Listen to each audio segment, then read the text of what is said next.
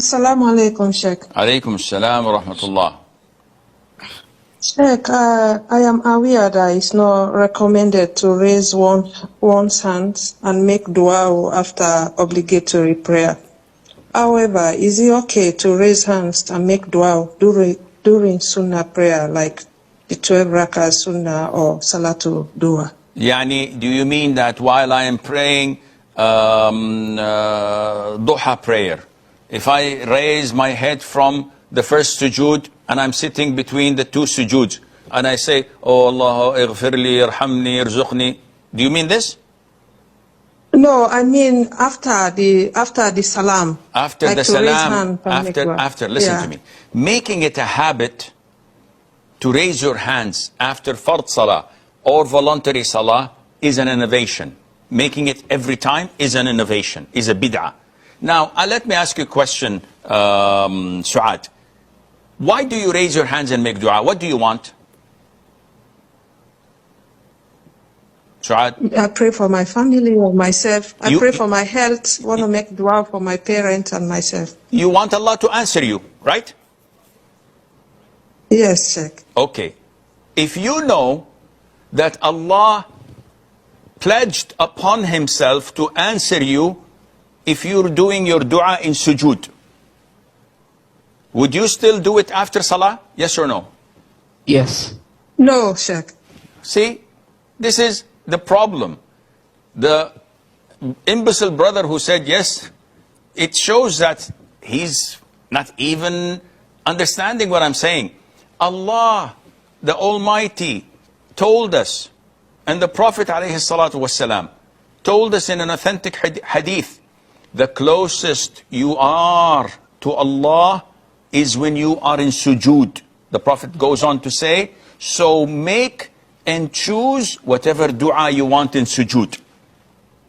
So who in his right head and mind would neglect making dua in sujood as the Prophet directed us and ordered us? He says, no, I want to make dua after fard prayer, assalamu alaikum rahmatullah, assalamu alaikum, and wipe his body and washes it and showers it and puts some conditioning on his hair after every single salah.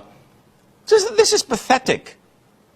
The Prophet is telling you, make dua in sujood, Allah will answer you. And he said, no, thanks, not interested. So Suad, you want Allah to protect your family, to increase your health, to do this and that, do it in your sujood and stop everything else. Now, shouldn't we raise our hands and make dua? I didn't say that. What I said was, do not make it a habit that after every fard salah or after every voluntary salah, you raise your hand and make dua, because the Prophet never did this. However, between adhan and iqamah, the adhan is called. I said my adhkar, I did my repetition, or I repeated after the muadhin, and I said the adhkar, and then between adhan and iqamah, I can raise my hands and make dua. In the middle of the night, I wake up, I pray tahajjud, and I want to take a break of 10 minutes, I raise my hands and make dua. It's raining, not men. And I raise my hands and make dua. It is the rooster sound before Fajr, 1 hour. And I hear the rooster's voice, I make dua because it saw an angel. The Prophet said, ask Allah from His grace whenever you hear a rooster. These are the times where I raise my hand and make dua, no problem.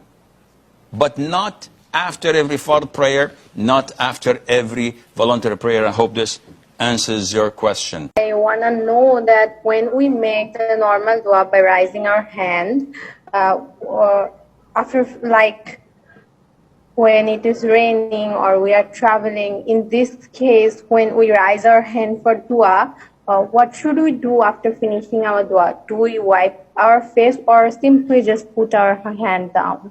Now, the issue of raising your hands when it's raining or when traveling or between adhan and iqamah or in the last third of the night, this is a highly recommended sunnah, because it is one of the means that would attract more Allah Azza wa Jal's answering to your dua. So it's one of the reasons that Allah answers dua. What to do afterwards? There are ahadith, but they are not authentic. They are all weak. That you wipe your face with your hands. And the school I follow states that Allah the Almighty has protected the Quran and preserved the Sunnah. So the deen is complete and preserved. And therefore, we do not need weak hadith to be used in our religion. Because everything that is part of Islam and our religion has been preserved in the authentic fashion and form. And therefore, any hadith that is not